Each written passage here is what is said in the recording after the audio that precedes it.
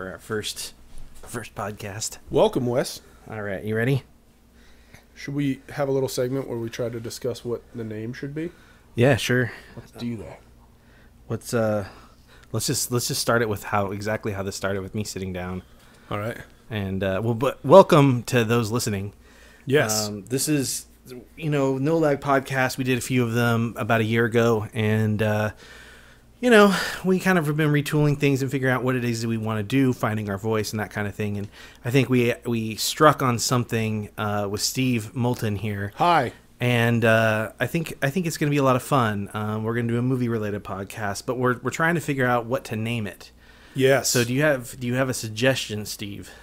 Well, in honor of the first movie we watched for this thing, I wanted to call it North by Northwest, since your name is Wes. But that leaves you out completely. It kind of does. Unless we change your name to North. Oh, like that Baby or that Elijah Wood movie. Sure. Yeah.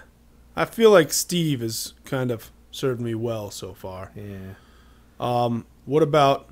I feel like there might already be a podcast called Spoiler Alert, but I feel like since a lot of this podcast is going to be spoiling movies, if people have not watched these movies and they dare to listen, maybe we could put something in there with spoilers, like Steve and Wes spoil movies, or Wes and Steve.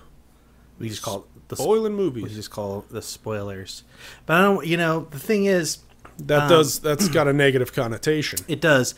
And the thing is, I don't want people to think that necessarily we're going to be talking about new movies necessarily. I mean, that's a good point. Sometimes we will talk about new movies, but spoilers is sort of a recent, I don't know if I want to say phenomenon, but a recent thing. Yeah. Spoilers weren't really a thing in the past, or at least we didn't have a name for them in the past. Right. So I think when people think of spoilers, they think of like Game of Thrones. Right. Okay. We won't be talking about Game of Thrones, I don't think, on this podcast, but since it's not a movie. I mean, we won't focus on it, certainly. Well, I mean, if they ever come out with a Game of Thrones movie, maybe we will. But for the most part, this is going to be... So look, maybe we should explain what the idea behind the podcast is. Yes. So there are much more than a handful of movies that I have not seen. Me too. And the same goes for Steve. And we found a remedy for that. Yes. And that's this podcast. So we decided what we're going to do is every 2 weeks, we're going to come out with this podcast on the No Lag podcast channel. And we're going to talk about 2 films. Yes. And one of us cannot have seen the films that we're going to discuss prior to the discussion. Right. So if you've seen Alfred Hitchcock's Psycho, but I have not, we can watch Psycho. Correct. Have you seen Psycho? I have, but okay. I was just using that as an example because I'm pretty sure we've both seen Psycho. I was about to add a movie to the bucket just now. Oh, okay. Yeah, okay. I've seen Psycho possibly more times than I should have. Yeah. No, it's great. So we're gonna watch a couple of movies. Some are old, some are newer. Sometimes we'll talk about things that are out in the theaters. Every once in a while, we might go see a movie in the theater. We might do some film festival stuff. We'll see how that goes. And we're just gonna talk about what we thought of the films, and the things that we got from the films, and whether we like them or not. Steve and Wes, or Wes and Steve, on the classics. But they're not all classics. Yeah, that's true. Are you saying Disney's Airborne is not a classic? Spoiler alert. We might be talking about Disney's Airborne. Yeah. Eventually. Not today. Not today. Eventually. And by the way, spoiler alert, we're not going to be saying spoiler alert very often because we're just going to assume that if you're listening to this, you're okay with us talking about these films. So we do have 2 films that we've watched to start this off, but I do want to point out that in the future, at the end of every episode, we're going to go ahead and draw 2 films out of the Muppet bucket. That's where we draw our films. And that way you will be able to watch the films prior to our next podcast. And when our next podcast comes out, you can kind of understand exactly what it is that we're talking about. Yes. So you, listener, have a little bit of movie watching homework to do. Yeah. And that's always fun. Yeah. So we didn't solve the problem of a name. Not yet, but maybe by the end of the episode we will. As we go on, if something really dawns on you, then boom, just shout it out. Sure. I've got a notepad here. Well, I've got some loose paper. Sure. And a pen on a magazine. Yeah. So if anything pops up that we need to write down, we can do just that. Yeah. So should we jump into it with our first movie? Actually, why don't I say what the movies are real quick for this episode. The movies are North by Northwest. Yes. Steve alluded to that earlier. And Sophie's Choice. 2 extremely exciting movies that aren't at all sad and kind of morose. Well, don't dissuade them from what I'm about to tell them. So, good movies. We'll get to that in a minute. But now is the time, if you have not seen North by Northwest, which you can watch on, I'm not sure. We watched it on Vudu. We watched it on Vudu because I own it. Yeah, but I mean, it's North by Northwest. It's easy to find. You can find it. You can rent it pretty cheap. So you can get it on iTunes. You can get it on Vudu. Yeah, it's probably on Netflix. Yeah, I'm not 100% sure, so I don't want to say it is because it's a big classic. The other is Sophie's Choice, and Sophie's Choice is available on Netflix. So, and I believe it's available on Amazon Instant as well as of this recording. Most likely. So now's the time to pause, go watch those movies, and come back. We'll be here. Should we do like a countdown? For 1 million. No, you mean waiting for them to come 999,099. I don't think we want to count down the length of. I mean, Sophie's Choice was 2.5 hours. I don't think we want that long of a podcast. Okay. All right. So should we jump into it then? I guess with our first movie. Well, can I ask you a question? Absolutely. So, why this podcast? Why pick me? What is it about us two that makes you think we're right to discuss these things? That's a good question. I have kind of an idea. Well, okay. So I know you love movies. I do. You're an actor, so you work in film. And a former published movie critic. Okay. Well, movie reviewer, I'll say. Okay. I didn't know that. Oh, you didn't? I did not know that. Oh, get ready to live. All right. And then I work in film. Yes. So we both have a passion for storytelling. And I think we both have this sort of addiction to film. Sure. We try to consume a lot of film. Your method is a little different than mine, which I think is kind of cool, kind of complimentary. I don't know that I had a method. Well, I mean, you will reconsume the same film. That's true. Right? And so you end up retaining a lot of information. Whereas I consume a movie and then I'm on to the next thing I've never consumed before. Okay. So I don't retain as much information. So in that sense, it's very complimentary because we both sort of come from different schools of the filmmaking. Yeah. You know, we're on different sides of the camera and we consume it a little bit differently. And so we remember different things. So that's one of the reasons why I chose you. I also like you. I think you're a nice guy and I think you're very personable. Too, Wes. Oh, that's sweet. And that's where my reason plays into it. Because I feel like in our circle of friends, we are largely regarded as pretty knowledgeable movie buffs. Yeah.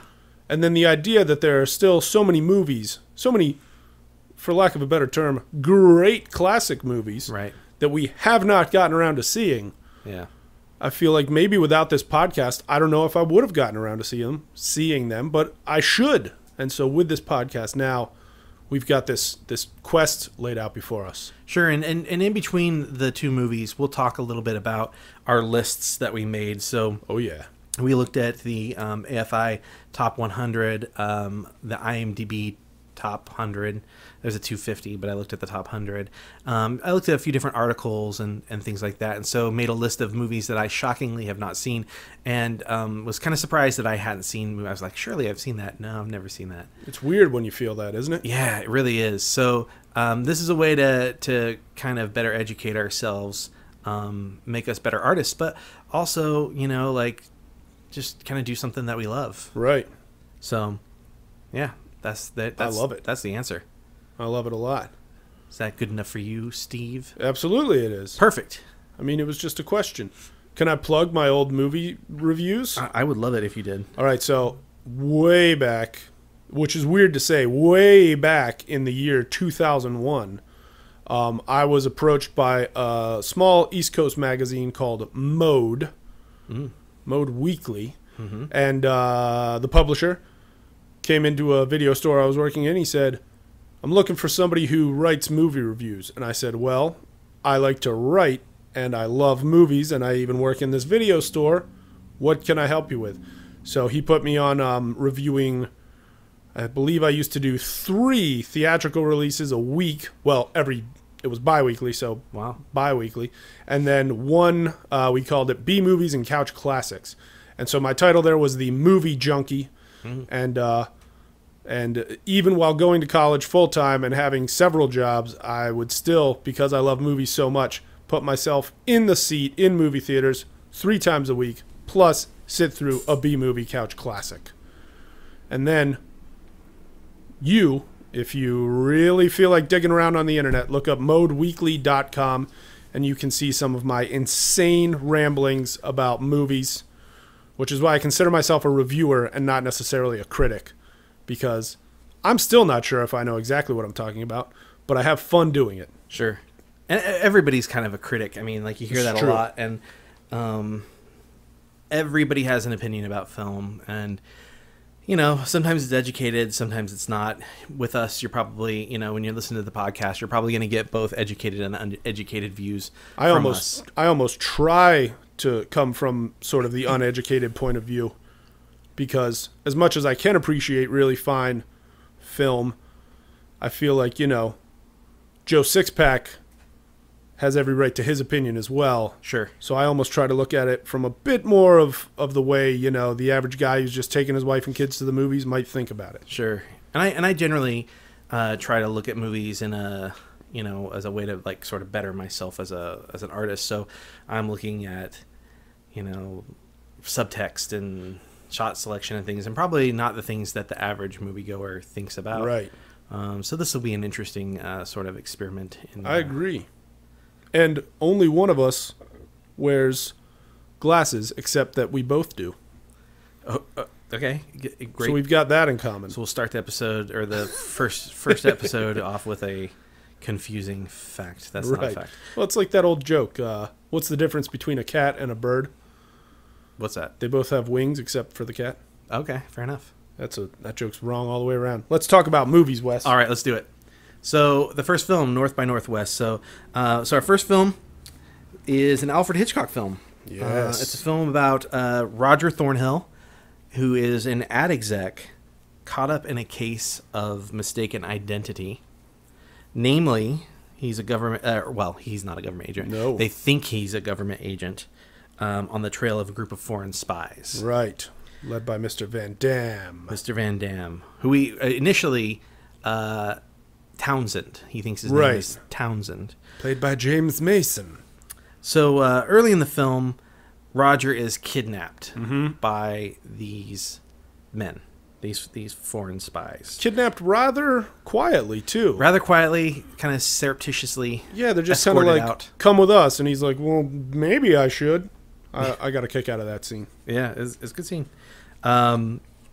And they kidnap him, and they almost murder him. Yes. He gets almost murdered. And then beyond that, he gets framed for the murder of a U.S. diplomat. Right. And inside the UN. Inside the UN. And so he goes on the run. And the story continuously shows him mistaken as this other guy. Yes. Mr. Kaplan. Mr. Kaplan. Is who everybody thinks he is. And pushes him into the arms of a forward and sultry vixen named Eve, played by Eva Marie Saint. Yeah, she's quite something. That character, I didn't know movie characters in that era were ever that forward and blunt on film. She puts it out there. She's a forward lady. Yeah. Eva Marie Saint from On the Waterfront. And I think she even played Clark Kent's mom. She did in Superman Returns. She did, okay. She did in Superman But Returns. not the Christopher Reeves Supermans. I don't think so. Is that correct? I don't think so. I think she would have looked too young maybe then. I don't know. Okay. Because that was the 70s. Right. She 70s and 80s, yeah. So maybe she wasn't quite Martha Kent age. Yeah. She's still working. I mean, she's like 90 and she's still working, or near that age. Hey, if I was Eva Marie Saint, I'd still be working too. You know what I mean? Sure, why not? Yeah. She may be more like 80, 85, somewhere in that area. She can be as old as she wants, as far as I'm concerned. Yeah, she was great in this movie. So immediately in the film, they sort of attempt to set the pace, which is interesting because the pace that they try to set is this like very fast pace mode. They do what we now know as the walk and talk. Yes. Where, like if you've ever watched The West Wing or any Aaron Sorkin thing, where the characters are walking and they're like dictating what they have to do or what someone else has to do, and that's how the movie starts. Yes. And the whole movie is not that way. It's kind of interesting. It sort of is like a roller coaster. You have these moments that are fast where you've got a lot of fast talking, and then you have these sort of ebbs and flows where all of a sudden they're having like a long scene in a train car or a long scene in a library or a long scene in an auction house. But those scenes are also still intense. They just have a different kind of intensity than the standard walk and talk, hustle and bustle. So I thought that was kind of interesting, because the style of film pacing evolves as the thing goes, just Absolutely. as the Roger character evolves. Yes. So, for example, like he's a liar essentially. The guy starts out as a liar, and he sort of ends the film as a liar. But the type of liar he is changes. So at the beginning of the film, he lies to get a taxi cab. That's true. He lies about his assistant. So he lies to get something that he wants. And by the time you get to the end of the film, the character's sort of gone through this roller coaster ride, and he lies to save someone's life. Yes. And I thought that was like just like kind of a clever way to sort of show character growth, because on the outside, it almost doesn't exactly seem like Roger. Yes, that's his name. Yes. It doesn't seem like Roger learns that much of a lesson by the end.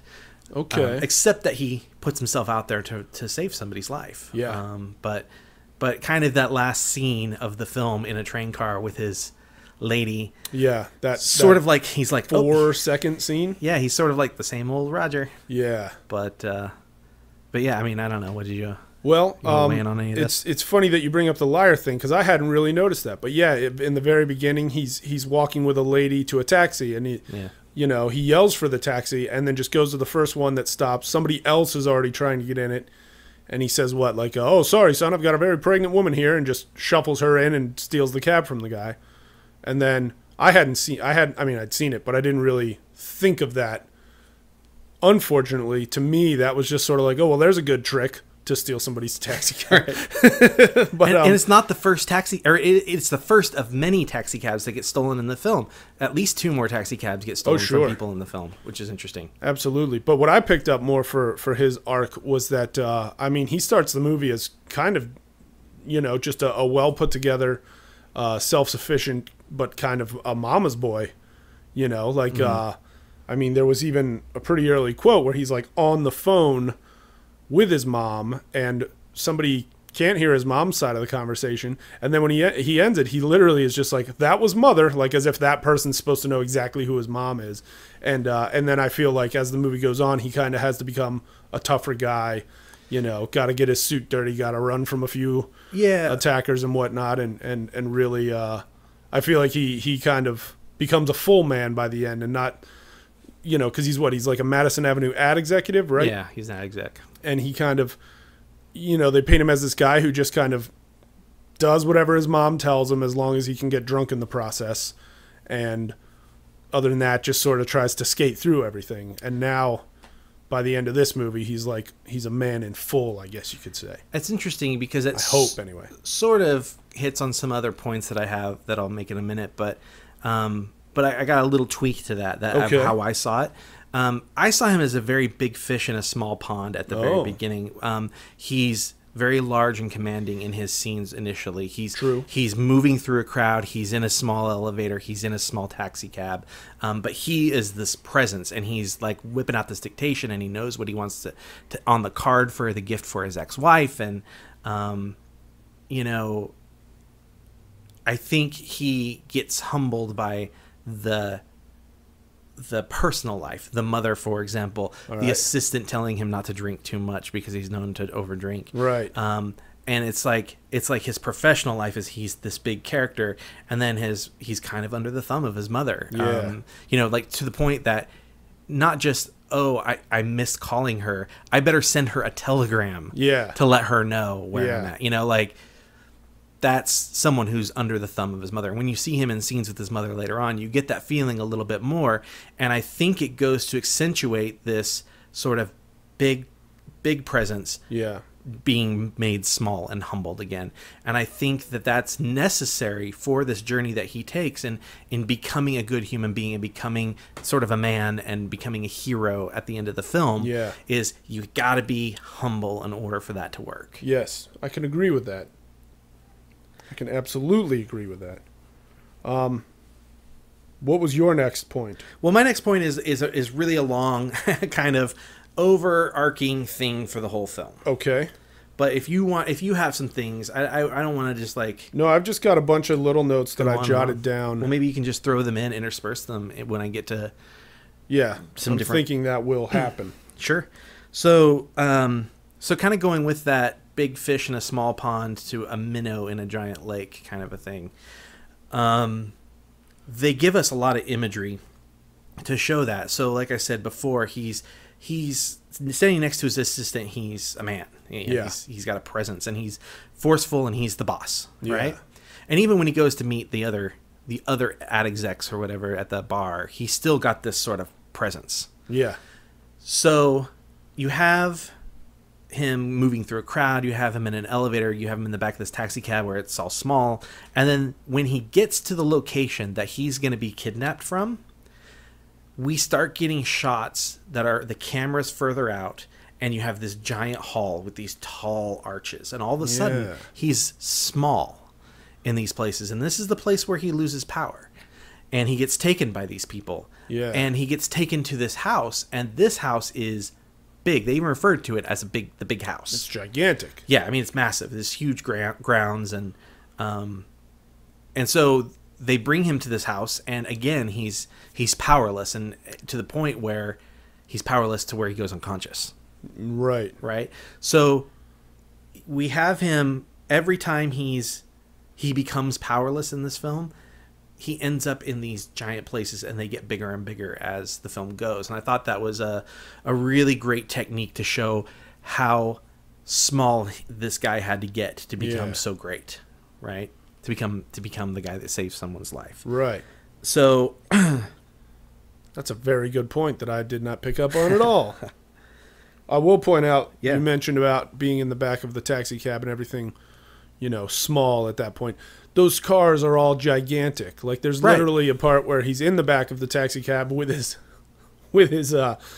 captors, and he manages to get his whole body out around in front of a captor to try to get to the door. Yeah, they're like 58 Impalas or something. They're huge. Yeah, well, maybe even earlier than that. Yeah, maybe. But they're just so huge, and I remember looking at it and thinking, like, I've never had that much freedom of movement in an automobile before. Those cars were so big, and that just struck me funny about how... But he is, like, withdrawn when he's in those back seats, right? Like, he's got two guys sitting next to him with guns in their pockets. Yeah.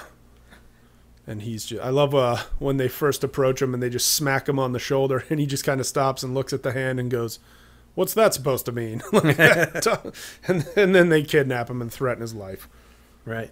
So Roger gets mistaken for this Kaplan fella. Yes. And he starts to investigate who this is. And he's gotten away from the bad guys, and he sort of starts to reclaim control with his life. Right.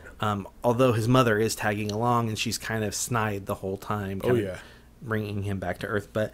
So they go to where this Kaplan fellow's hotel room is, and they break into the room, sort of. They get the key to the room, and they go in. And once again, we're given an example of Roger being big. Yes. He's back in control, right? So he gets the guy's suit and puts the guy's suit on, and he's too big for the suit. So once again, he's in control, big man. Right. So he finds out that... supposedly this Townsend guy who kidnapped him is going to be giving a speech at the UN. So he's going to go to the UN and confront him. But when he gets to the UN building, he finds that it's not the man that kidnapped him from before. It's a completely different guy. It's the real Townsend. And that this other guy was pretending to be Townsend, right? Yes. And the real Townsend has literally no idea what's going on. Anybody's impersonating him or anything. Right. And... as he thinks he's going to get information from Townsend, he's showing him a photograph to see if Townsend recognizes the man in the photograph.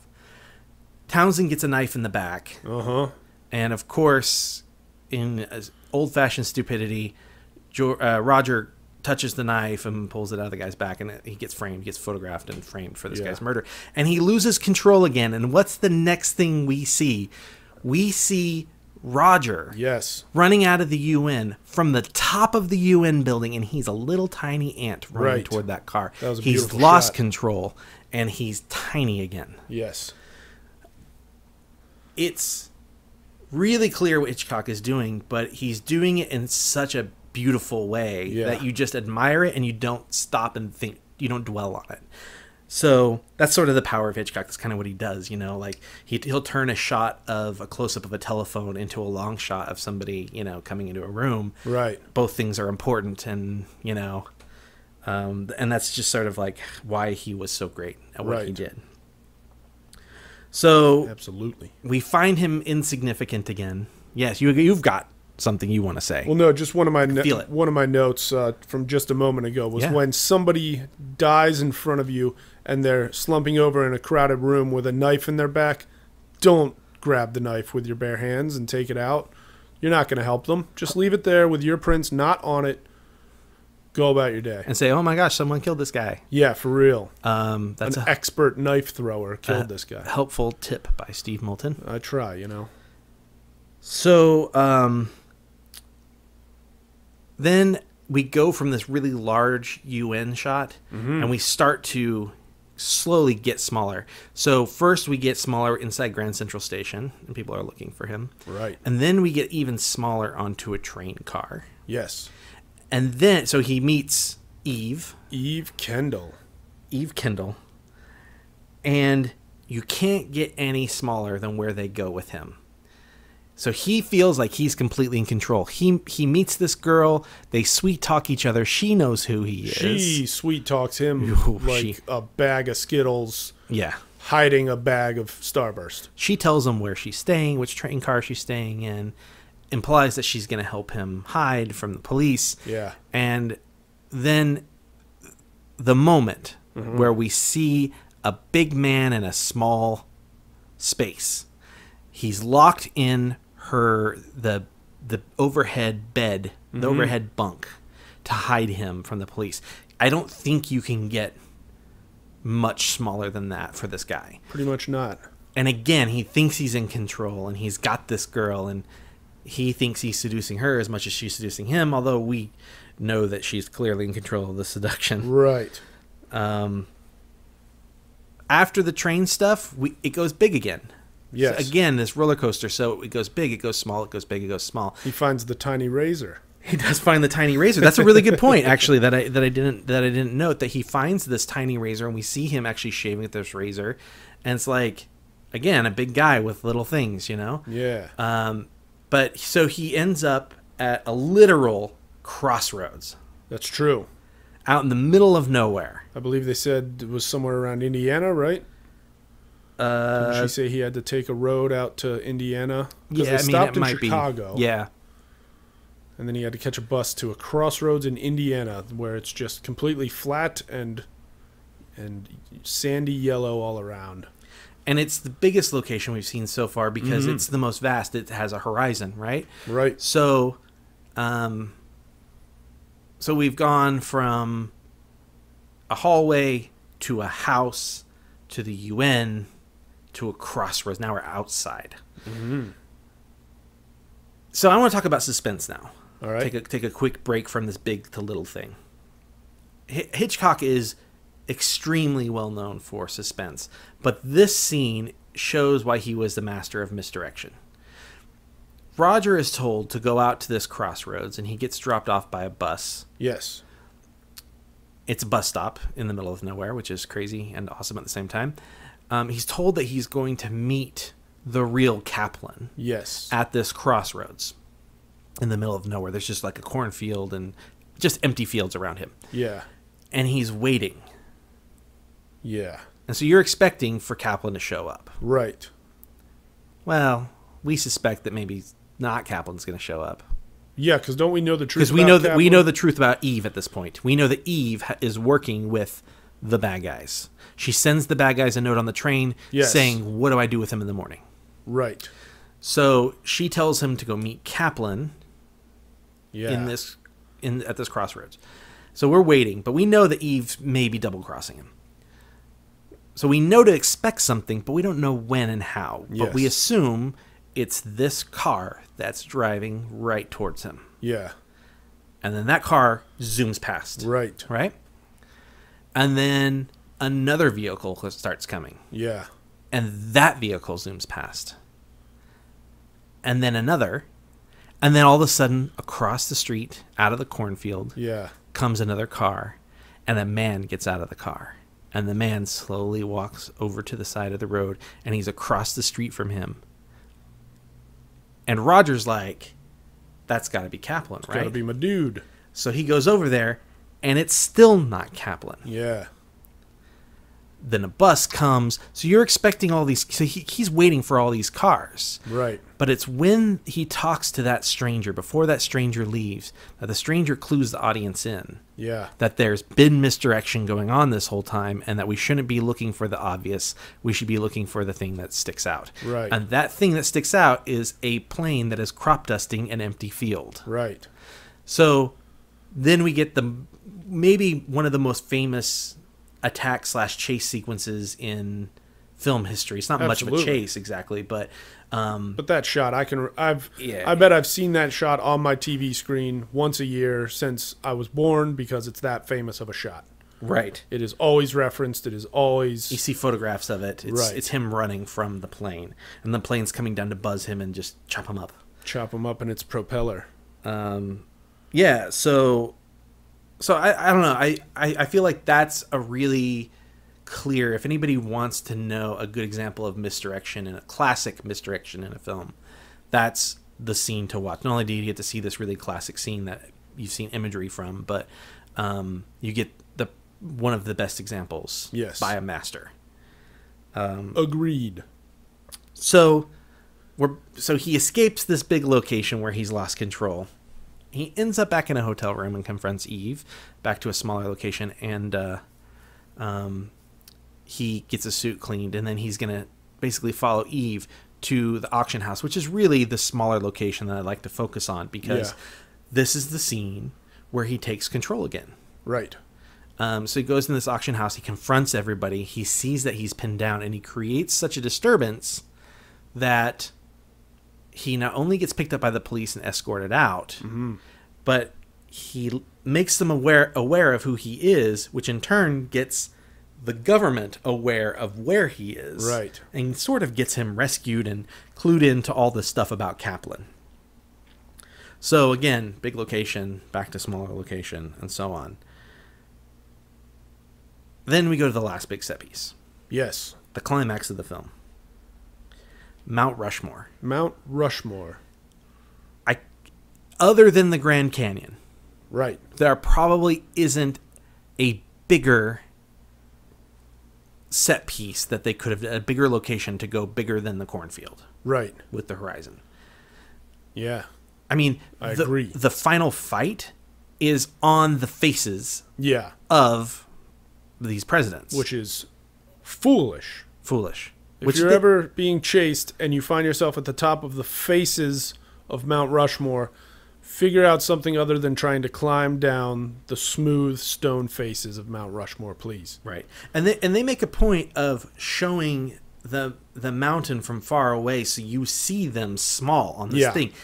This is the smallest that Roger ever gets in the film, and it's also the most helpless, because there's a moment where Eve is dangling off the edge. She's trying to save her, and he's dangling off the edge, and he is so desperate that he calls out to the villain who is trying to kill him to help them. That's desperate. Extremely desperate. The most humble that Roger gets. That villain, played by Martin Landau. Martin Landau. Living legend Martin Landau. Yeah. Wait, is he still alive? I think he died. Did he? I don't know. We should look it up while we're talking about it. Well, nevertheless, legendary Martin Landau. Very young in this movie, still looks like a terrifying human being. He looks like the kind of guy that you would expect to step on your fingers if you were hanging on a ledge. Oh, maybe he's still alive. He was the same age, hope so. roughly, as Eva Marie Saint Oh, all right. in the film. It says that he is still alive, according to Wikipedia.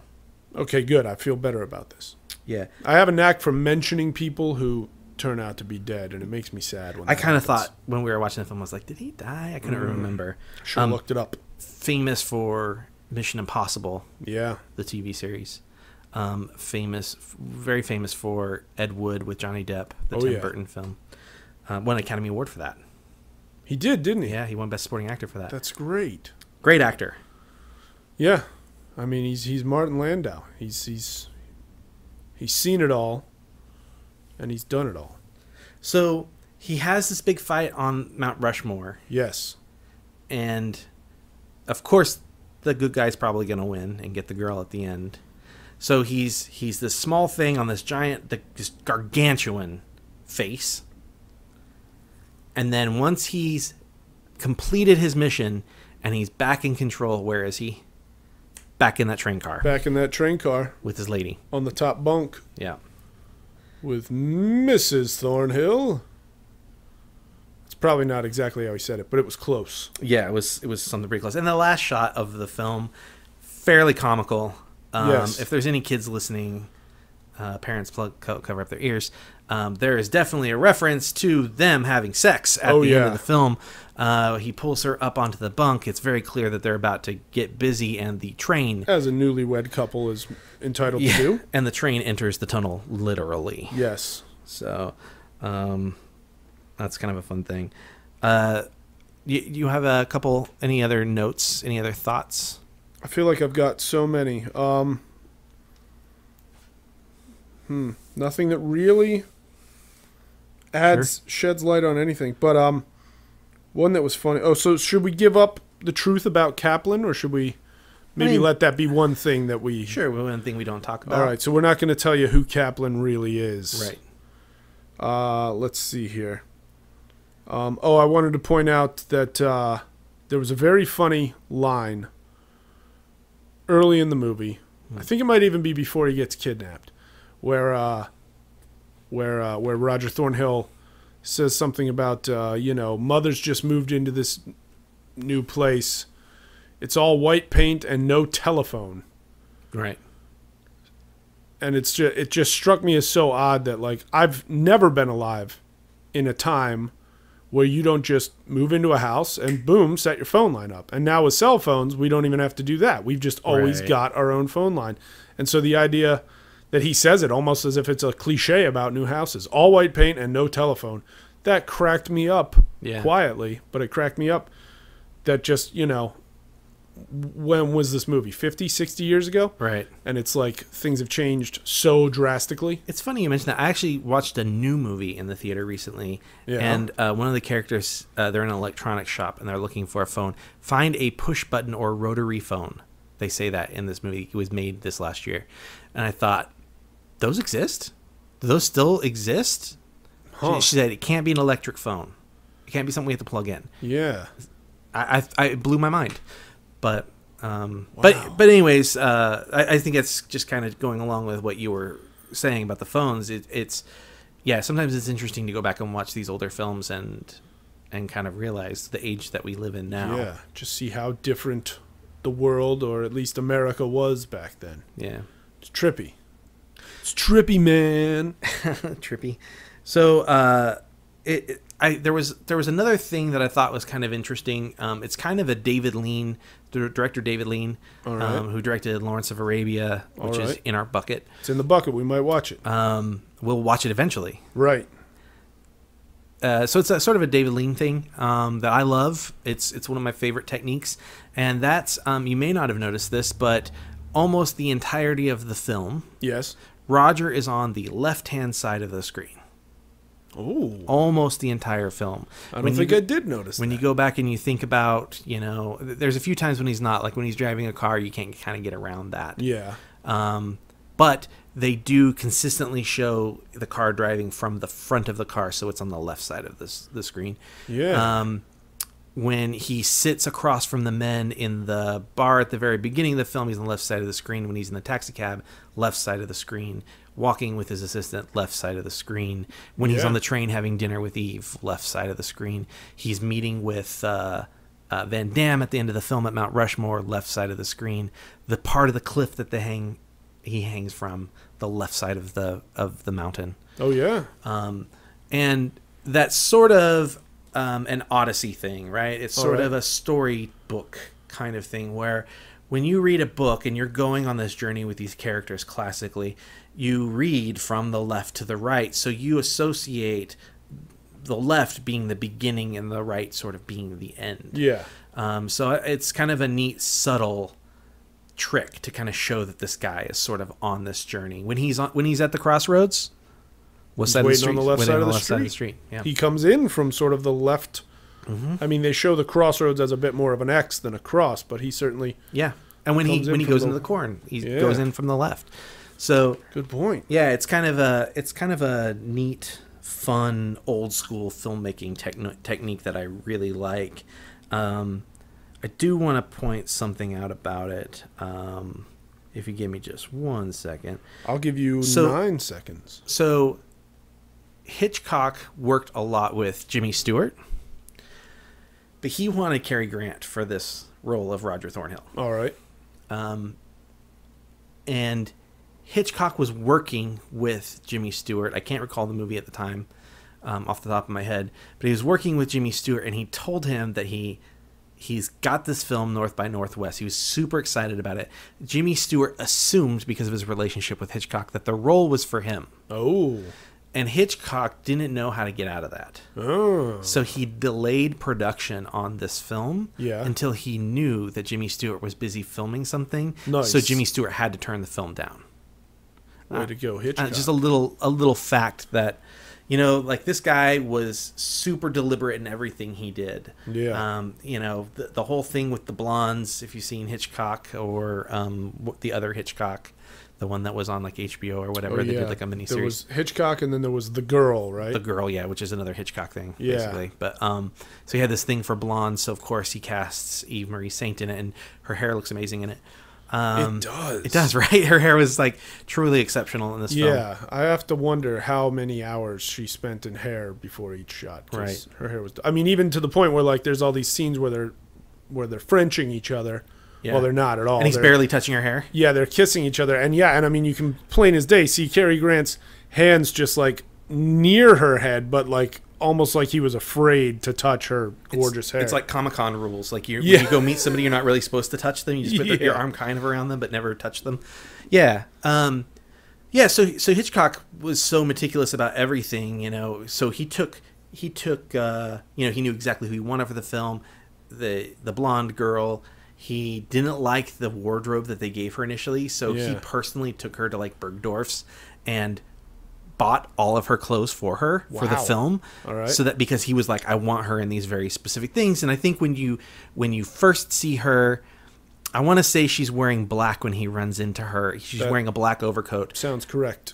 Very important that she's wearing black there, but when she's in the train car later on and they're kind of dressed down, she's very white. She's wearing white, and she's very pure. And that's not a mistake. No. And he went and picked those clothes out himself with her. He planted 100 trees on the studio lot so that way they could film this forest scene the way he wanted to shoot the forest scene. Wow. I mean, he just was a cut above the rest, and there aren't very many directors today that are like that. Nope. I can think of a handful of them. I don't even know if I can think of a handful. Well, I mean, maybe 3. Steven Spielberg. Yeah. David Fincher is probably one that's very meticulous. All right. I feel like Tarantino goes in for some of that stuff. Tarantino more now than when he started. Yeah. Now he has the ability to do it. When he started, he sort of like used what he could get. Yeah. And so Tarantino stuff wasn't very imaginative early on. Yeah. But now his stuff has scope. Right. And so he has the ability to do that. So yeah, Tarantino maybe. Anderson, Wes. Wes Anderson, Paul Thomas Anderson for sure. Yeah. The two Andersons. That's a handful right there. That's 5. There you go. I mean, we could go on and on. I would say Ridley Scott used to be one, maybe not as much now. That's like sort of the opposite of Tarantino, right? Like that's a dude who like had very, very specific things, and now it's sort of you feel like when you watch a Ridley Scott movie now that maybe you don't see his vision as well anymore. Oh, that's interesting. Yeah, I'll have to do an oldie and newie comparison. Sure. Like, well, I mean, go watch Alien, yeah, and then Prometheus. Oh yeah, and compare those two and see which one feels like it's more stylistic and which one feels more like a bland, like Hollywood film. I'm one of the few people I think that didn't have a problem with Prometheus. Yeah. I mean, I definitely see problems that people had with it. They didn't ruin the movie for me. I also think that there's some deeper things going on in Prometheus than most people are looking at. But right. But yeah, you know, if you compare those two films, it's like apples and oranges. I'll have to try that. Yeah. So that was North by Northwest. Yes. Unless you've got something else to add about it. Well, I'd love to hear. I'm trying to inject a small segment called Steve's Coffee Countdown, which is where I report on how long it took me to doze off during the movie and my caffeine levels at the time. So in North by Northwest, I'd be willing to bet I was on probably 9 hours of sleep and about 3, maybe 3.5 cups of coffee. But I started dozing off pretty quick watching this movie. I almost think it has just something to do with my brain's ability to focus on anything from before 1980. I don't know why that is. I told Wes before, like when I was a little kid, I really just could not pay attention to anything on TV if it was in black and white. And this movie's in beautiful full color, but I just kept dozing off, and I was awake as I could possibly be when I came over here. But man, I just kept dozing off, and it drove me crazy. It is almost 2.5 hours, and I will say, 2 hours 37. No, that was Sophie's choice, which we'll get to in a minute. This was I just looked at IMDb and it said 2:16 on IMDb. Oh, so okay. But I think because of the intentional roller coaster of pacing, which nowadays I think people would look at as a real negative. People would say absolutely the pacing is inconsistent. I think when you do it intentionally like this, I think it has merit. But I can understand how that could be like kind of off-putting to a modern viewer, and how that could maybe throw your energy off. Yeah, and also I just think attention spans were just stronger back then because there wasn't so very much stuff competing for it. Yeah, I mean, there were a lot of movies coming out, but going to the movies was like an ordeal. Like, you wore nicer clothes. Right. The food was a little bit better. Like even the candy back then was better quality chocolate and all that stuff, and it wasn't exactly cheap. It was a real experience going to the movies. Yeah. And now we're just so used to like people talking and turning their phones on and just I'm not gonna jerks being jerks. I'm not gonna go off on my rules of going to the cinema rant. That's okay. Everybody behave yourselves. Let's say that. I'm maybe one day if people want to know the rules of going to cinema as I see it, we can discuss it.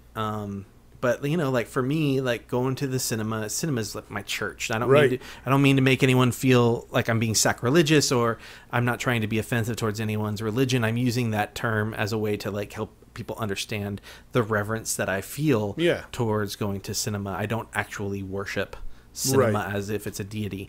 But yeah, so for lack of a better word, it's my church. So, when I go to the theater and people are disrespectful, they got their feet up on the things or whatever. Well, again, if it's people not want to your know living my room, rules, folks. Yeah. My guess is anybody listening to this is already on our side. Probably. So get your guns and no, I'm kidding. Don't.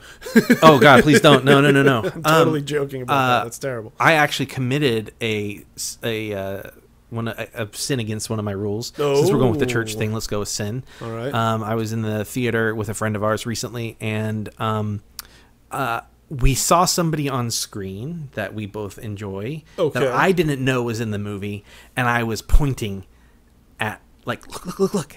I don't think that's and we were kind of hushed, so bad. like talking excited, except that there was something subtle they were doing with that character, and I kept pointing at him. Oh. And then the other person pointed at him when the subtle thing started happening, and I thought, if I was sitting behind us right now, I would be pissed off. Oh, okay. So I apologize if the people that were sitting behind me at Terminator Genesis.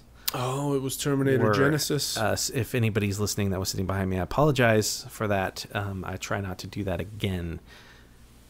Wes apologizes. I was not there, so I apologize for nothing. Fair enough. All right, should we move on to our next film? To the almost too lighthearted. Yeah, right. Sophie's Choice. Sophie's Choice. Okay. Again, if you haven't watched Sophie's Choice yet, pause. Come back to this after you've watched it. Go watch Sophie's Choice, starring Meryl Streep, Peter MacNicol as a guy named Stingo, and Kevin Kline in probably his most intimidating role. Yeah. This is the first time, and maybe the last time, I've ever seen Kevin Kline as an intimidating guy. Yeah. So that was weird. The film. Do you want to talk about what the film's about? Sure. You got this? I'll give you the brief overview with where it starts. It's 1948. World War II is over. And a young man, 22 years old, which when I was 22, I can't even imagine making the moves this guy made in this movie. A young man from Southern Virginia moves to Brooklyn, New York to pursue his dreams of being a writer. And he moves into this big, beautiful house, a boarding house. And he meets his neighbors, Sophie, played by Meryl Streep, and Nathan, played by Kevin Kline. They live in the room directly above his at the boarding house, which is very affectionately referred to as the Pink Palace. And there's a funny joke where the lady who owns the house says, yeah, we got all this pink paint real cheap during the war. I guess they didn't have use for pink on all those battleships or something like that. I thought that was funny, you know. Of course, a ship full of soldiers and sailors probably isn't going to have a lot of pink paint around. So anyway, he moves in, and he gets a note from Sophie and Nathan inviting their new neighbor, Stingo, saying, Dear Stingo, we'd love to have you for dinner, Sophie and Nathan. He then meets them completely coincidentally because they are having, well, because Nathan is having a pretty one-sided, horrible argument with Sophie. Not even an argument. Tantrum-like. He's just a tantrum, yes. And he's just saying, like, I don't need you, Sophie. I need you like I need all these diseases. And then he says, I need you like I need death. And then he says, go back to Krakow. Go back to Krakow, which of course suggests that she is a Polish woman. Poland, World War II. Things weren't great. The movie goes on from there. Yeah, and it's sort of about this guy's relationship with this woman who he almost immediately, I think, has feelings for. Oh, sure. Especially because he's young. He's a writer, so he's a romantic. Absolutely. And he sees that this guy comes back, and he's important to this woman, and they're very clearly all over each other. Oh, yeah. So there's not really a lot of way to get in between that, and I don't think he's the type of character who typically would get in between people. So he becomes very close friends with them, and they begin this friendship throughout the film. Yes. And sporadically, Nathan loses his shit over paranoid thoughts. Yeah, he keeps thinking Sophie's cheating on him with various people. Including Stingo. Including Stingo himself. But then, 10 minutes later, he's singing their praises, the two of them, for this, that, and the other thing. And right. It's very topsy-turvy, and dear sweet Nathan, he's got his troubles. Yeah, it's interesting because the journey that you take with these people to kind of like understand who they are, it's told kind of in flashback. So the movie is essentially a flashback because it's narrated by Stingo as an older man, as an adult. Right. So we're hearing his account of meeting these people and befriending them. So in that sense, the movie's a flashback. But then characters will talk about this. Sophie loves to tell the story of how we met, or how Nathan saved her life, and then you get a long 15-20 minute flashback that essentially in another film would be not an opening scene, or maybe even the opening to a film about how characters might meet each other and fall in love, but it's 20 minutes into the film already. And it's long. It's 20 minutes, maybe a little longer. I would think right around there. And then later again you get you find out that pretty early on that Sophie was in a concentration camp. Oh yeah, we see her tattoo on her inner forearm. I think on her first meeting. On the first meeting with him, yeah. And so he assumes she's Jewish, but she's not. And so when we finally learn the story of Sophie in how she got to this concentration camp and what her life was like in the concentration camp, that's another like 30, 40 minutes. And it's kind of strange because the scenes where they're all palling around together, like there's montages and stuff, and they go on a ridiculous amount of picnics. They do go on a lot of... I guess there wasn't really any TV back then, so why not go on a picnic at a different park? They were all poor. Yeah. And so you have those scenes, and then you have these long scenes about being in a concentration camp.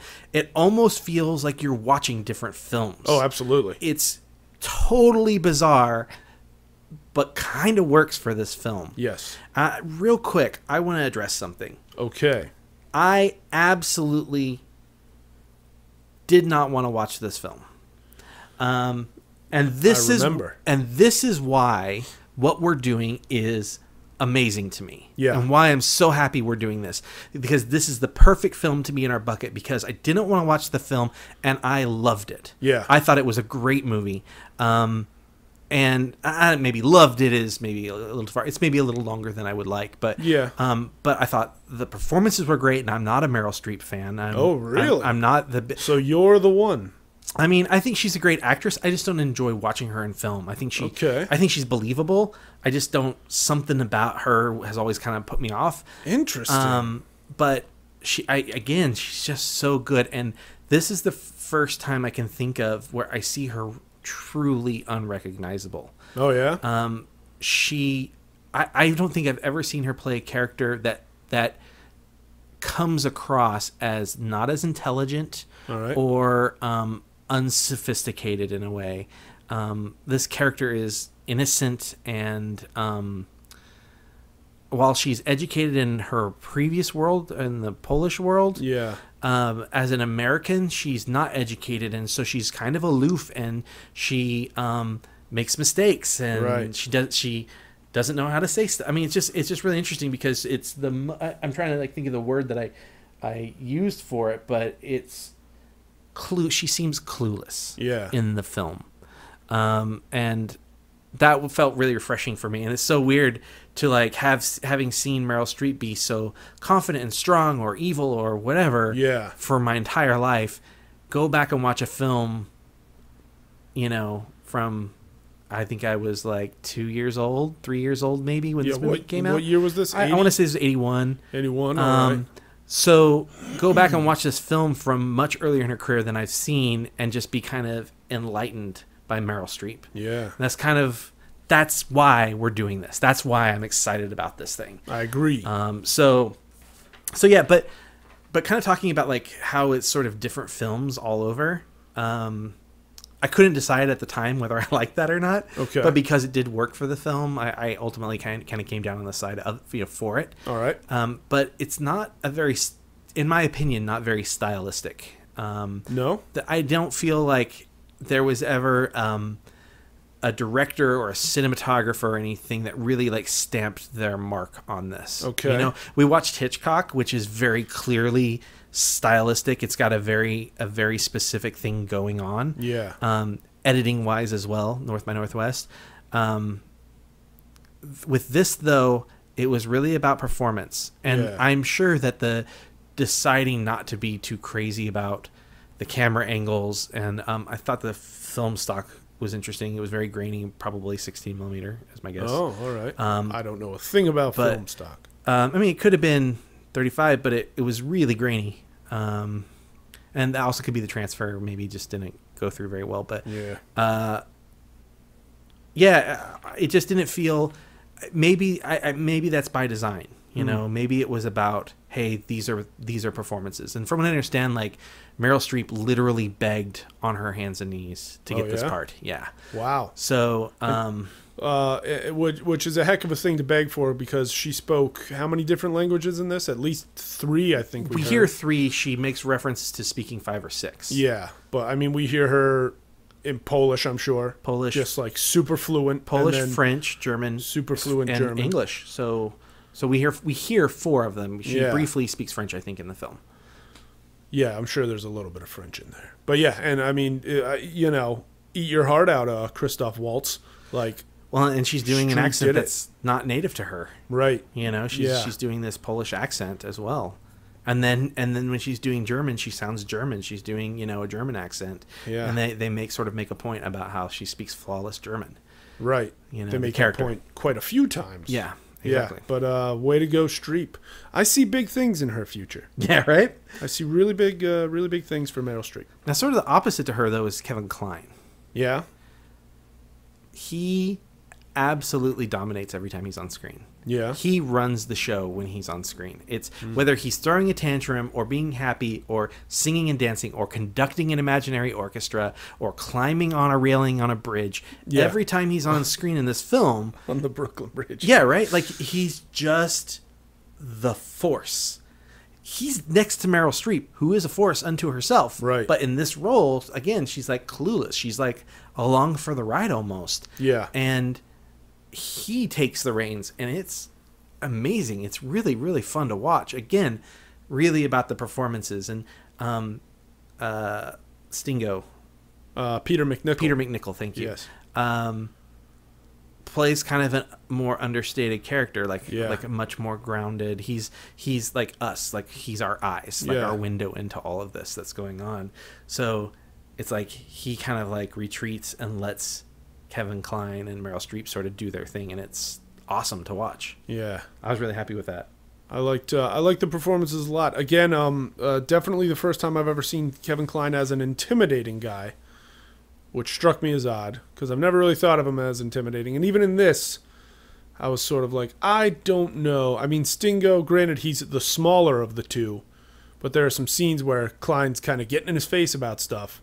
He makes a few references. He says the N-word a few times and makes references about how, you know, Stingo's from the South, therefore he must have been involved in some lynchings and that sort of thing. And, I mean, if I was Stingo, like, smaller guy or not, I probably would have swung at Nathan's face for saying something like that. Especially just being a Southern kid. I mean, my guess is that Stingo probably grew up a little more rough and tumble Yeah, a little scrappy. than Nathan did. Yeah, Nathan being just, a city boy who's, got by the... We kind of learn he comes from a pretty darn good family and all that. So, for Kevin Kline to be imposing and intimidating Stingo, that rubbed me a little bit of the wrong way. But again, we never get to see Kevin Kline be intimidating, so it was neat to see this new thing. Yeah.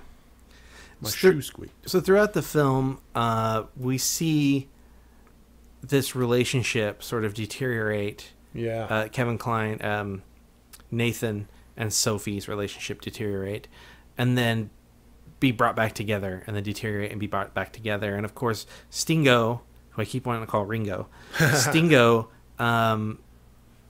is watching all of this, and every time they break up, you can sort of see it in his eyes, like, I'm going to get my chance. Right. And then they get back together, and he just kind of like, just right along with Stingo, you just go, huh. Yeah. Poor guy.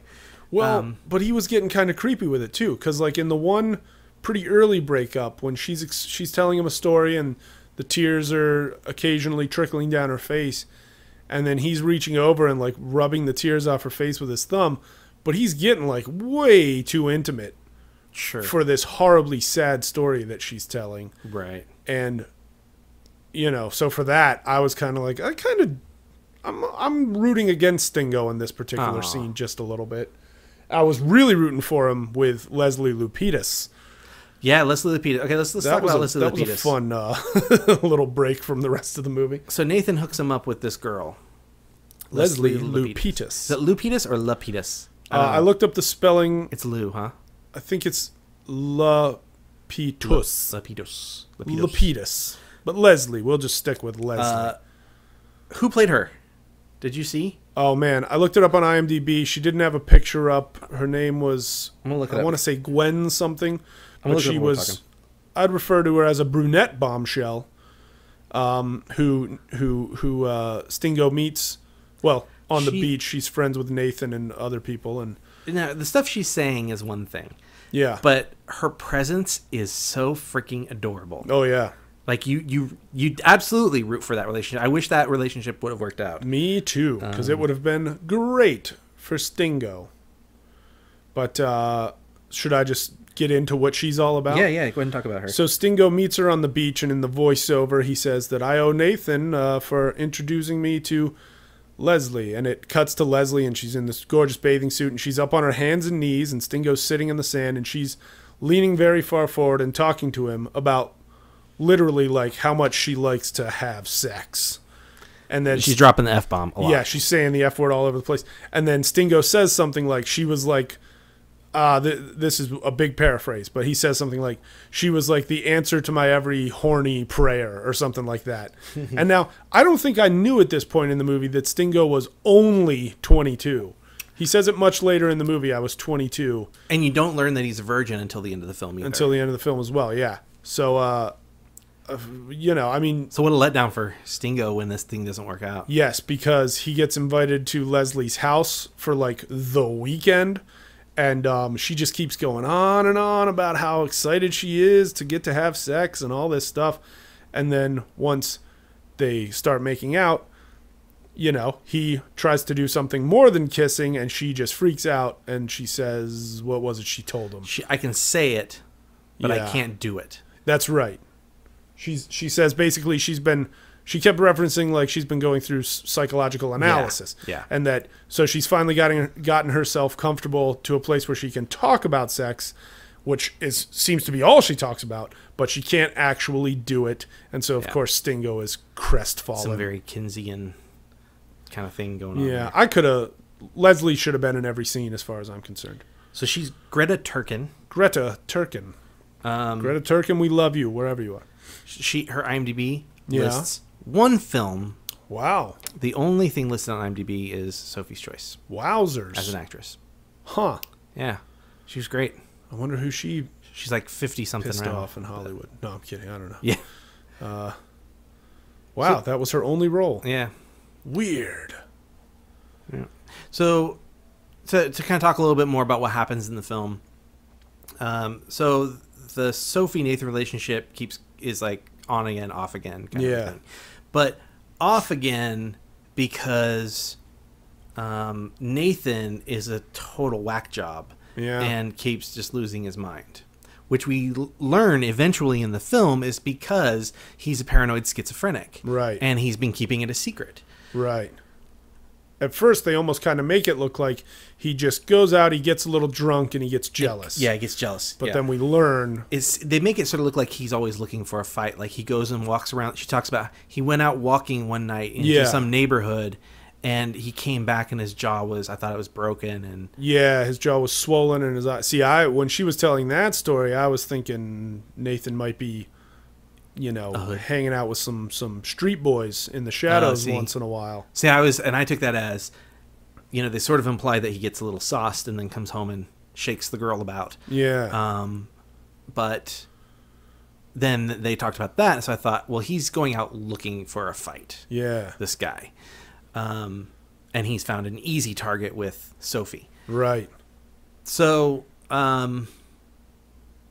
that it goes off again and on again because Sophie appears to be kind of like a battered housewife. Yeah. They actually make her appear very weak. And I don't want to imply that battered housewives are weak or only weak or whatever. I'm not taking a stance on that.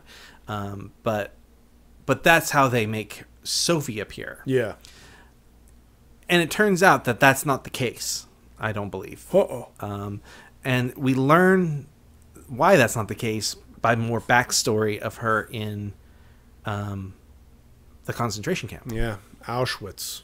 Was it Auschwitz that she was in? I couldn't remember. Yes, because when she's talking to the little girl keeps saying Dachau. It was better at Dachau or something like that. So she ends up. She tells them initially that her her daughter was taken, or her son was taken to a children's camp. Yes. The daughter was taken away and sent to the crematorium. Yeah. And then that she was put in a different camp. And that we find out that she ends up, because she speaks flawless German and she did so much dictating for her father. Yes. And typing and whatnot, that she's the perfect secretary for the military, the Nazi officer that's running the camp. The commandant. Commandant Hess. Right. So, so they bring her in, and she's sort of pseudo enlisted by some other fellow inmates to maybe steal a radio so they could help fight, become the resistance, basically. Yeah. And she's extremely hesitant because she doesn't want to get shot. And Right. she's got a son that she hasn't seen. And so she sort of says no, but we see her kind of flirt with it a couple times in the film. She basically fails at that. She does flirt with the commander. Yeah. Specifically to try and either get released or get her son released. And it's implied to her that he's going to get released to a program where they take kids that look like they're German. The Lebensborn. Yes, to raise them as the perfect Germans. Right. Germanize them. And the day that she's supposed to see her son and say farewell to him before he goes off to that, she is betrayed by the guy, and he leaves. He moves away, the commandant, and she's back in the regular camp and doesn't see her son ever again. So that's the initial story that we get. Near the end of the film, she tells us another piece of that story, a missing piece of the story. And it wasn't just that her children were... Should we go back to what happens in the main story between here and when she reveals that? Yeah. Alrighty, so after she tells us about her time in the concentration camps and then working as essentially a slave for this commandant and his family, then it cuts back to the present day. She's with Stingo, and Nathan has had yet another outburst. This time it seems like he's gone on a rampage. Yes. And Stingo calls back to the boarding house saying that he's got a gun, and basically Nathan calls back. Nathan, yes. Nathan calls back to the boarding house. Stingo answers the phone, and you can hear Nathan on the other end of the phone basically saying, like, I've got a gun, and I'm going to be shooting the two of you, long story short. And then you hear him fire the gun, and you think for a minute, oh, maybe he shot himself. And then, sure enough, he's talking again, and he's like, Stingo, keep Sophie off the... What was it? I'm coming for you. Yeah, I'm coming for you, yeah. So, Stingo and Sophie go on the run. They catch a train to Washington, D.C., and they're staying in a hotel room for the night. And Stingo says to Sophie, next we're going to go back to my family's farm in Southern Virginia, and we're going to buy a phonograph and some records and this, that, and the other thing. And she's sort of like, well, what are you talking about, Stingo? Like, where are these ideas coming from? And Stingo, being 22 years old and essentially unemployed and now on the run from Sophie's mad lover, says to Sophie, I love you, Sophie, and I want to marry you. Which seems like the most dysfunctional choice anybody could possibly make at that point in this story. And it's her response is actually kind of interesting because she kind of like, again, in sort of Sophie, in a Sophie way, she kind of goes with it. She's like, well, we can go to the farm. Yeah. And we can live at the farm. But marriage, I don't know. I wouldn't be a good mother to your children. Right. And she kind of harps on that a little bit. And like, he's like, no, you'd be great. And Stingo says any child would be lucky to have you as a mother. Right. So, and we know that her children were taken from her. Yeah. So then we go back and we find out the missing piece of the story, which is them coming off the train at the concentration camp, her and her two children. And we come to the partially the titular line of the film, which is she has to make a choice. So she tries to convince this Nazi officer that she doesn't belong there, that she's not Jewish, right, and that she helped her father with the Jewish problem, that they were not communist, and that they were in agreement with the Nazi Party over the extinction of the Jews. Although Right. deep down inside, she had already expressed that she didn't believe that. Right. But to save her children and herself, she absolutely was like, "Hey, I'm a Nazi sympathizer." Yeah. And the guy kind of toys with her, and basically he's like, "You're still a dirty Polak." Is essentially what he calls her. Sorry if I offended anyone, but that's what he says. And he tells her, "Pick one of your children to lose, or I'm going to make you lose both of them." Yep. And she says, "No, no, no." And so he's like, "Take them both." And so she says, "Take my little girl." Yeah. Take the little girl. And they rip the little girl from her arms. And she screams this blood-curdling scream, the little girl, over and over again. And then Meryl Streep does the very famous silent scream as Sophie, where she's watching her daughter be dragged away, and she opens her mouth to scream, and it's completely soundless and terrifying. So she makes what is seemingly an impossible choice. Mm-hmm. Then we come back to our story with Stingo and Sophie in the hotel room. They get busy. They do get busy. He finally loses. That's when we find out he's a virgin. And that he's 22. And that he's 22. Which is alarmingly young to be making every decision he's made in this movie, if you ask me. Yeah, I don't know. I feel but like I back guess then, it was a different time. Back then, people like got married really like out of high school kind of a thing. Yeah. You know? People went off to war and got married before they went off to war when they were kids and stuff like that. You know, like he's seen. And at the beginning of the film, is he coming back from war? I don't. Or is he just moving to New York? I think he's just moving to New York. Yeah, because if he's 22 right now... The reason why I ask that is he's on the bus and there's a sailor next to him. And when he's walking up the tunnel out of the bus station, he's got this bag slung over his back. And I got the impression that maybe it was a duffel bag. So I sort of got the impression that maybe Stingo had fought in the war. But they never address it. They never mention it anywhere else in the film. And he certainly doesn't come across as a soldier. Somebody who's seen any sort of... He's small hardship at all. That's true. It's true. It's unclear to me, but I wondered if he almost doesn't seem tough enough to have grown up on a farm, for that matter. Right. Like but he could have been. He could have been, you know, a writer in the army, or maybe, you know, like stuck in some office sending. That's possible. Journal entry. I don't know. Whatever. But. So we find out he's 22. That he finally has sex for the first time. He's got the woman of his, who he believes is the woman of his dreams. Definitely the woman of his fantasies for however long he's been living in Brooklyn. Right. And he wakes up to find a note telling him that she has made another choice. Yes. The other part of the title. And Sophie has chosen to go back to Nathan.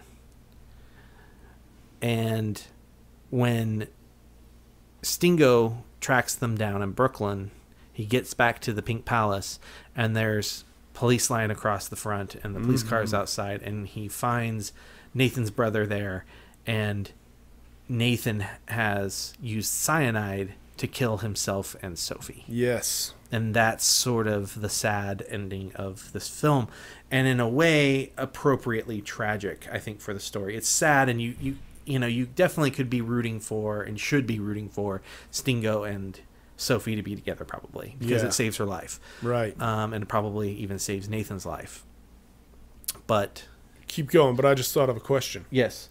But it's tragically appropriate in the decision that she makes. And this is where I want to like kind of bring back what I said earlier, and that's it seems like she continues to be in this relationship with Nathan because she's weak. Right. But the answer is she's not weak. She survived the concentration camp. Right. She believes that she deserves to be treated this way. Yeah. She even says to him on the bus or the train or whatever when they leave New York, "I don't care if I die." Yeah. She believes, and that's you know, the choice of having to choose between your children is obviously heartbreaking and sad. The most heartbreaking part to me amongst this whole thing is that because someone forced her to do that. It's not like she made a heartbreaking choice of her own free will. Right. That would be tragic. Yeah. This was tragic, but that would be tragic. Yeah. What's really heartbreaking in this film to me is that she believed that she deserved to be with this abusive, erratic person because she thought she was a terrible person for making that choice earlier in the film. And that's really Sophie's choice. Like, right? It's not that she chose the kid. It's not that she chose go back. I mean, there are little pieces of it. Not that she chose to go back to him, but that she chose to go back to him because she chose that she's a bad person. Yeah. You know, and that's sad. Question. Yeah. Do you think dying in bed together of cyanide poisoning might have been Sophie's idea? Because it just occurred to me that maybe it was. I don't think so. I don't think there's anything to indicate. She tried to kill herself earlier in the movie. She did. We see the scars on her wrists, and she explains to Stingo. But there's nothing to indicate that Nathan wants to die. He's crazy. Yeah. And paranoid. But he always comes out of that.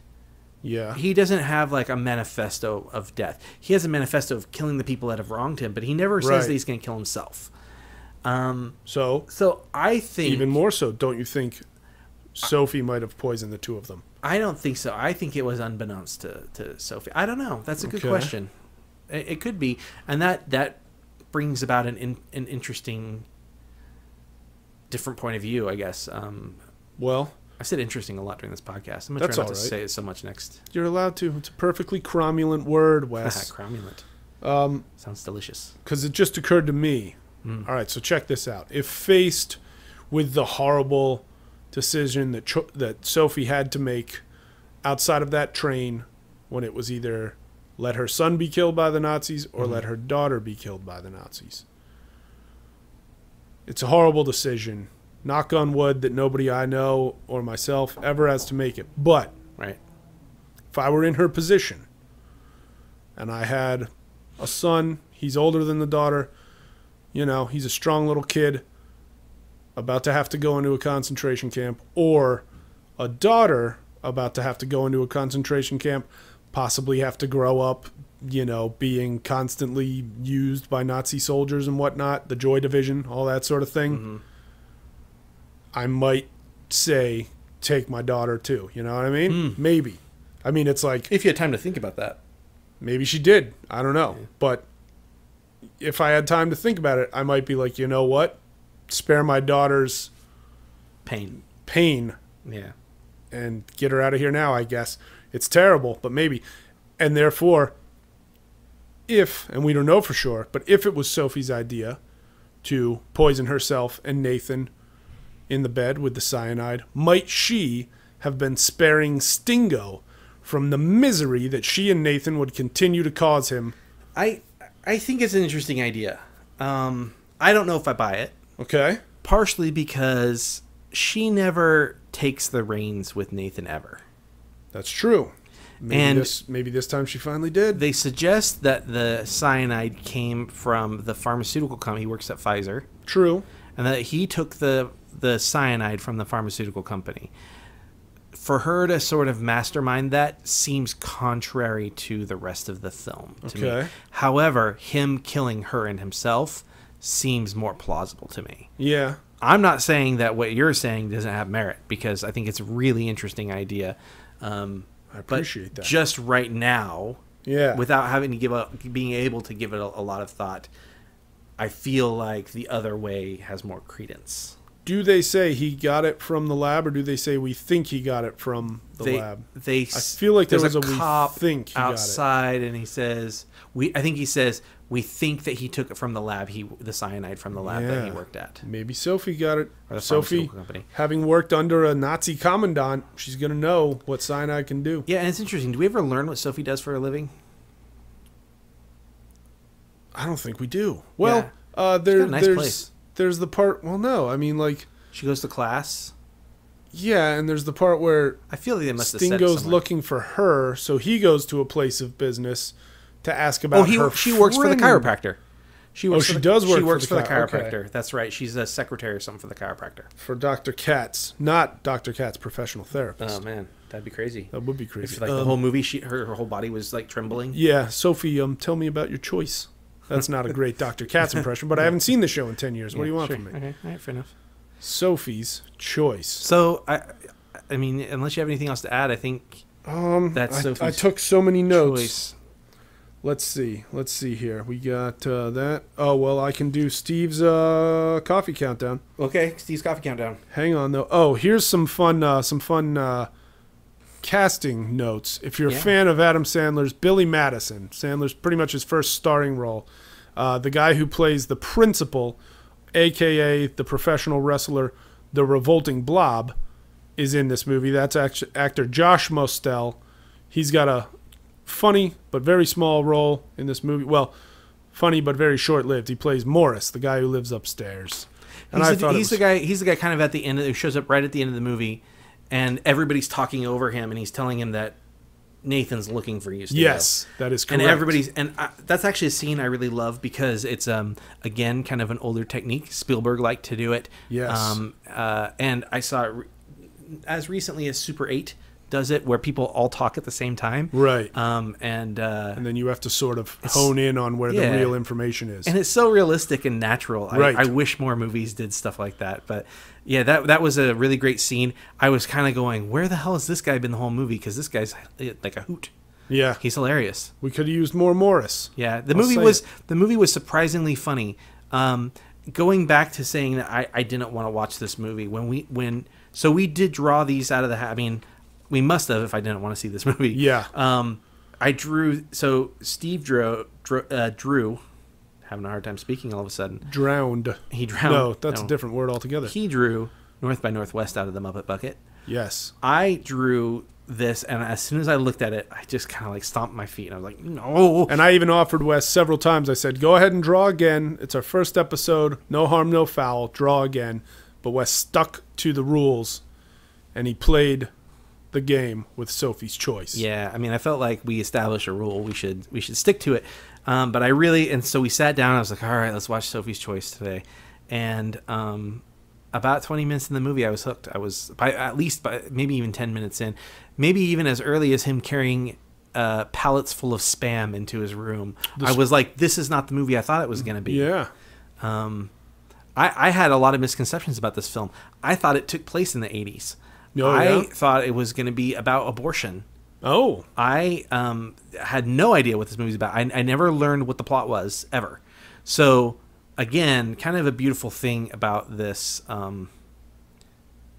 this idea that we have is that I'm going to force myself to watch movies and hopefully be pleasantly surprised. And so far, I mean, I love North by Northwest. I love Alfred Hitchcock and his style, and I was so pleasantly surprised by this, and I really enjoyed a Meryl Streep movie. And yeah, well, Deer Hunter's still in that bucket somewhere too. Deer Hunter, is Meryl Streep in Deer Hunter? Oh yeah. Oh okay. John Voight's in that too, right?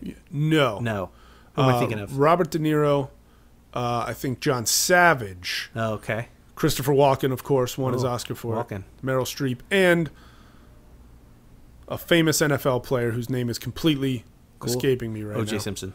No, not O.J. Simpson. It's he plays the character of Axel, and now his name is just all the way out. All right, well, we'll make it a surprise when we see it. When we see Deer Hunter, we'll talk Deer Hunter. Oh, we were going to talk about our lists of some of these. Oh yes, movies. We'll do that briefly. All right. So I know we were going to talk about it during the middle. Should I wrap up Sophie's Choice real quick? Yeah, wrap up Sophie's Choice while I look for my list. All right, some things to be on the lookout for. They say the N-word within the first 5 minutes. Be careful there if you don't like hearing that. As much as your hopes may be getting up as you watch this movie, there is no devil's threesome in this movie. So relax. There's a funny scene on the Brooklyn Bridge where they do this shot where it draws way out from the Brooklyn Bridge I'm assuming shooting from a helicopter. Mm-hmm. And you can clearly see some cars going by that are probably like late 70s, early 80s models cars. Yeah. I mean, they're pretty blurry, but you can kind of tell if you know your way around automobiles, like, oh, those cars did not exist in 1948. That was just a funny little Easter egg there. And then Leslie, needed more Leslie. And now for Steve's coffee countdown. I came in to watch this movie. Now remember, North by Northwest, I was on about 9 hours of sleep, 3.5 cups of coffee, and I was dozing off really fast and multiple times. Sophie's Choice, I was on probably 9-ish hours of sleep. Only a half a cup of coffee. I've only had half a cup of coffee today, folks. And I did not doze off during Sophie's Choice until probably 40 minutes from the end of the movie. I think somewhere in the scene where Sophie's working in the Nazi commandant's house, I dozed off for just a brief moment. I caught myself. I woke up. I kept paying attention. So I don't know what that could mean. Well, I want to say that I don't drink coffee. I do drink a lot of iced tea, but I did not doze off during either of these films. Although at the beginning of this one, I was a little sleepy, but I think it was just because it's warm in the apartment. I should also point out I'm on a very comfortable couch here at Wes's. Yeah, and it's warm. It's a bit on the toasty side. It's just right for me knocking out. So the fact that I was able to stay awake so well during Sophie's Choice is a testament to how lively and entertaining this movie really is, even though it's about one of the saddest things ever. Yeah, and I think people probably, people that haven't seen it or don't know much about it, like myself, probably will have the same attitude that I had, where I was just like, I just don't want to see this film. And I gotta tell you, people, that it's worth a watch. Yeah. And I was feeling, I'd seen it when I was very young. Just know it's 2.5 hours. And I was, know how long it is. And I was feeling the same way. I was like, do I want to put myself through Sophie's Choice again? And I'm happy to say that now that I have put myself through it again, I'm glad I did. I probably like North by Northwest better. Yeah. Of the two films. We didn't really talk about this, but it was sort of like, in a kind of a funny way, it's sort of a spoof on spy films. It sort of takes a classic spy film and turns it on its ear by having a non-spy be the spy. That's a good point. That's a great point. And it's Alfred Hitchcock, so it's like hard for me to not have a good time watching what he does. He keeps things interesting, that's for damn sure. I will backtrack real quick on Sophie's Choice on one thing. Well, I don't think it was a very stylistic movie. I did notice some things, probably more so in the first third of the film. And that's, they did some really cool shots with lighting, and they used lighting as a way to texture walls. Yeah. So, you have this pink house, and I can't imagine that shooting in a pink house is very dynamic. Yeah. They used the lighting to create shadows and sort of texture on the walls by like having the banister of the stairway on the back wall to create these lines. Yeah. And they used reflection really early on. They used reflection on the bus when he's sitting in the bus. Right. They used reflection when he gets off the bus and he's coming up the stairs out of a tunnel, and the light's coming in on these tiled walls.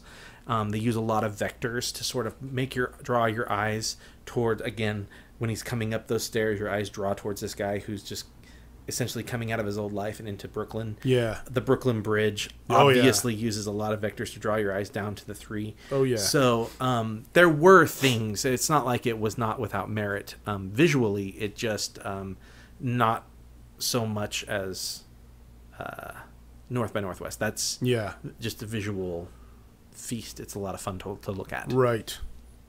Agreed. So real quick, let's talk about some of the movies on our list. I'll talk about a few of mine. I'm just going to pick a few. We talked about Deer Hunter. I've never seen Chinatown. I know. Can you believe this? I mean, you're the only other person in the room, so you can believe it because you're the one who hasn't seen it. But I'm astonished. I've watched Chinatown at least twice this year. Right. I have never seen Cabaret. I don't know if I've seen Cabaret the movie. I have never seen The Last Picture Show. I don't think I've seen The Last Picture Show. Well, that's good because it's on the list. Right. Sunset Boulevard. I've never seen Sunset Boulevard. A handful of Charlie Chaplin films. Oh, yeah. There was several that are in the Muppet bucket.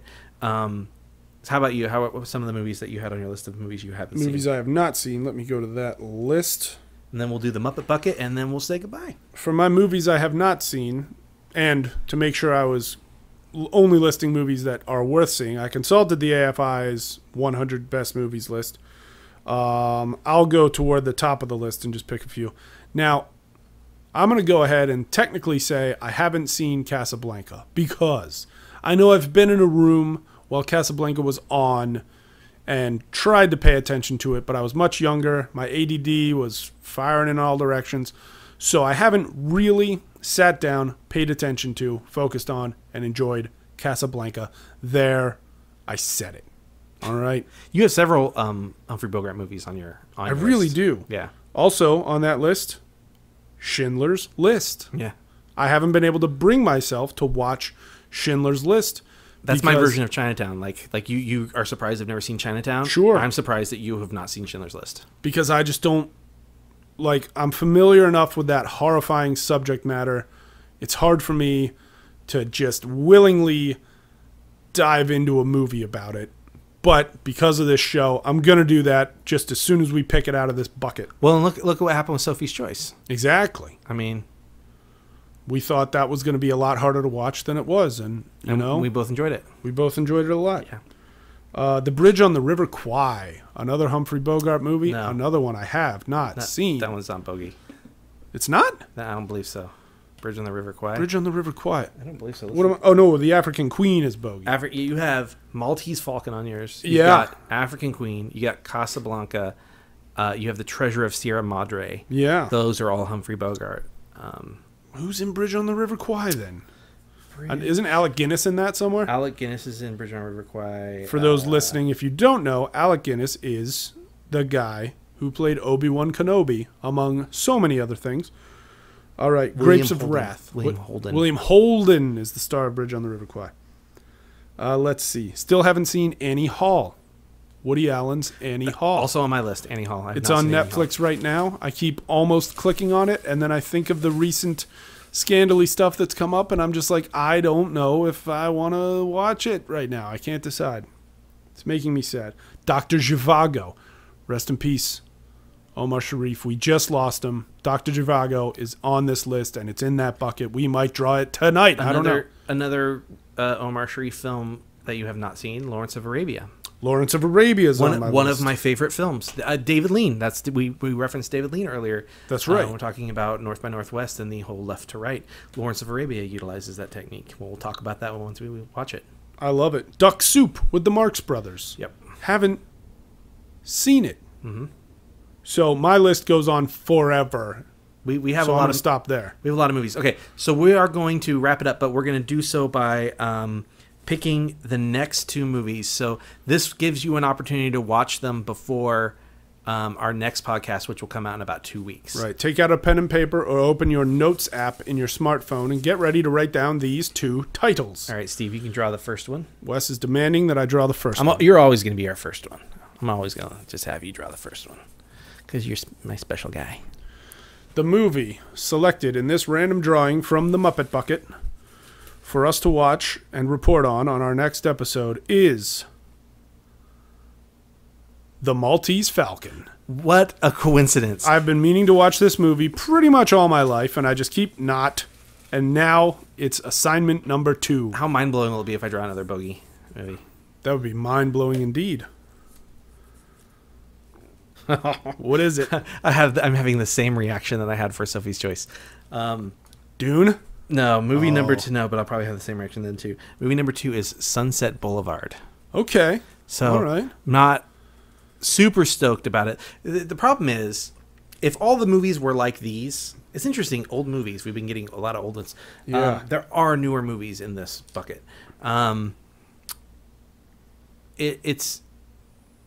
It's interesting because if we were drawing the newer ones, I think I wouldn't feel that way. Yeah. But because it's like I know there's exciting stuff in there that I want. So we also, in addition to making these lists of movies we haven't seen, we also made lists of some of our favorite films that the other person hasn't seen. So I have a bunch of movies that I really want Steve to watch, but indeed we have not drawn one yet. So so when I pull Sunset Boulevard, and it's one that I've delayed for various reasons watching, mostly because I'm just like kind of not interested.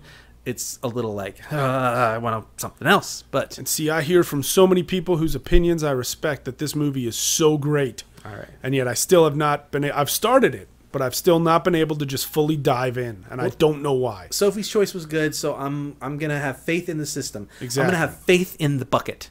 Maybe that's our show. In this bucket here. Faith in the bucket. That sounds... How about just the bucket? You think it sounds too cultish? That's too vague. Faith in the bucket sounds like a sequel to... no, I don't know what I was about to reference the early 90s sitcom Grace Under Fire, but that's Grace. That's not Faith. Yeah, okay. Anyway, this is what I think we should do. We should plug our Twitters right now. And people could... And tell listeners to suggest titles for this show for next week. Okay. So tweet at me, Steve, in NoHowood. That's an abbreviation for North Hollywood. Steve, in NoHowood. And tweet at Wes. I am at Movie Hippo. Movie like what we watch. Yep. Hippo like the wonderful animal. All one word. Yeah, glorious animal. All one word. You could also tweet at No Lag Gamers. No Lag Gamers. Yeah. Let us know what we should name our show. Yes, and try to tweet at both of us so that we each get notified about these tweets and we can be excited as we go on and get ready for our next episode. In the meantime, we're going to call it, it'll be the No Lag Podcast Untitled Movie Project. Nice. And that'll only last for, I'm thinking, one episode. We'll see if we get some suggestions from people. I hope we do. And also, if you want to tweet us some photos of you watching Sophie's Choice. Keep them clean. I want to see photos of people watching Sophie's Choice. Me too. Possibly with tissues in their hand. Like that they're could crying. Go way wrong. Okay, people crying. There's no nudity in Sophie's Choice. No, there's not. And the sex scene isn't really a sex scene. They don't actually have sex. Gross, weird creeps. Yeah, that's true. I want to see pictures of people like bawling their eyes out during Sophie's Choice, or bawling their eyes out during North by Northwest, which probably should not happen. But cool. Probably won't cry. But if you want to send us a photo of it, anyways, that'd be absolutely fun. Cool. Steve in NoHowood, Movie Hippo, and No Lag Gamers. All right, everyone. Thank you for listening. Ooh, and watch The Maltese Falcon and Sunset Boulevard before our next episode in about 2 weeks. Thanks again, guys. Bon cinema. Bon cinema. I like it.